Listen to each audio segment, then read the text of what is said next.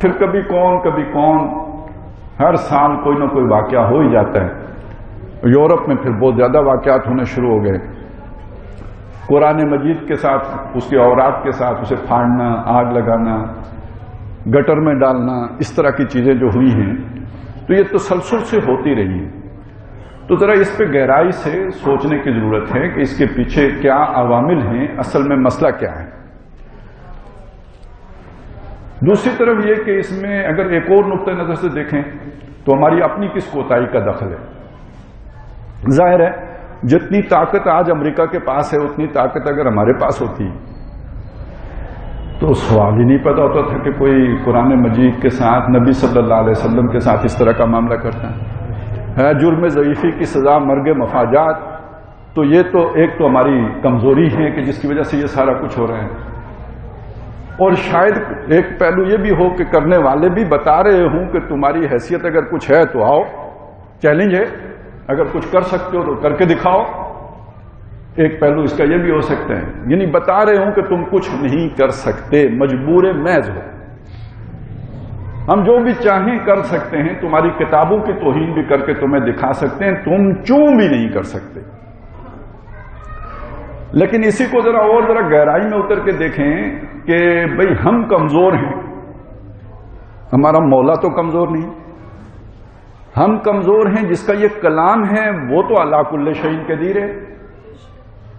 ہم کمزور ضرور ہیں، وہ ہے کہ جس نے اصحاب فیل کے ساتھ کیا کر دیا تھا، تو آج کے اصحاب الفیل کو اس نے اتنی کھلی چھٹی کیوں دی ہوئی ہے کہ وہ اس کے رسول کی بھی توہین کرتے ہیں، اس کے کلام کی بھی توہین کرتے ہیں، نہ آسمان پھٹتا ہے نہ زمین شق ہوتی ہے۔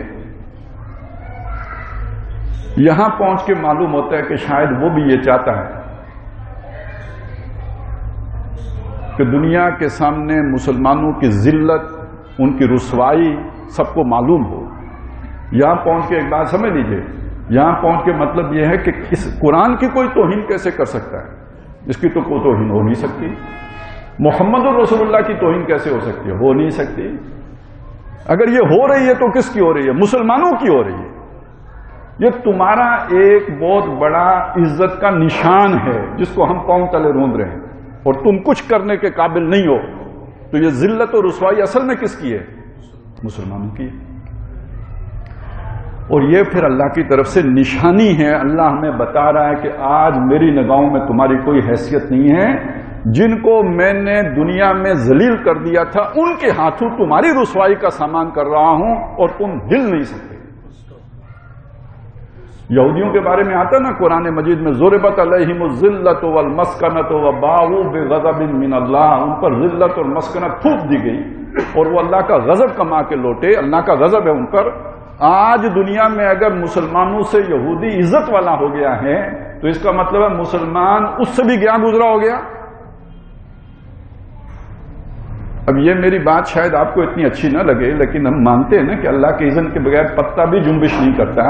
اتنا بڑے واقعات ہو رہے ہیں اور آسمان نہیں گرتا ان کے اوپر جو یہ سب کچھ کر رہے ہیں، اور ہماری مدد کو کوئی فرشتہ نہیں اترتا، تو اس کا مطلب یہ ہے کہ یہ سارا ذلت کا سامان اللہ کے اذن سے ہو رہا ہے، اور یہ ذلت نہ قرآن کی ہے نہ محمد الرسول اللہ کی ہے، ہم مسلمانوں کی ہے۔ تو پھر کیوں ہے؟ یہ سوچنے کی بات نہیں ہے؟ نہیں، یعنی آج کم از کم ہمیں یہ نہیں سوچنا چاہیے۔ ایک تو یہ ہے نا کہ میں بھی نعرے لگاؤں، ابھی آپ کو کہوں کہ اس کے بعد ایک مظاہرہ ہوگا، میں بھی گالی گلوچ کروں گا، آپ کو بھی کہوں گا کہ آپ بھی گالی گلوچ کریں، شام کو ہم ٹھنڈے ہو کے گھر کو جائیں کہ بھئی ہم نے خوب بدلہ لے لیا۔ کیا بدلہ ہوگا وہ کل پھر کر دیں گے۔ ایک یہ ہے کہ ہم امریکہ کا جھنڈا جلا دیں، سویڈن کا جھنڈا جلا دیں، یہ کر دیں وہ کر دیں۔ کیا ہوگا؟ کل ہماری حکومت انہی کے پاس بھیک مانگ رہی ہوگی کہ ان کو سیلاب آ گیا ہے، کچھ دو ہمیں کہ ان کو کھلائیں۔ نہ یہ سچی باتیں ہیں یا نہیں ہیں؟ تو اگر سچی باتیں ہیں تو پھر دیکھنا، اصل کوئی سوچنا چاہیے نا، غصہ کرنے کا کیا فائدہ ہے؟ ہماری غلطی کہاں ہے کہ آج ہماری اس رسوائی کا سامان ہوا ہے؟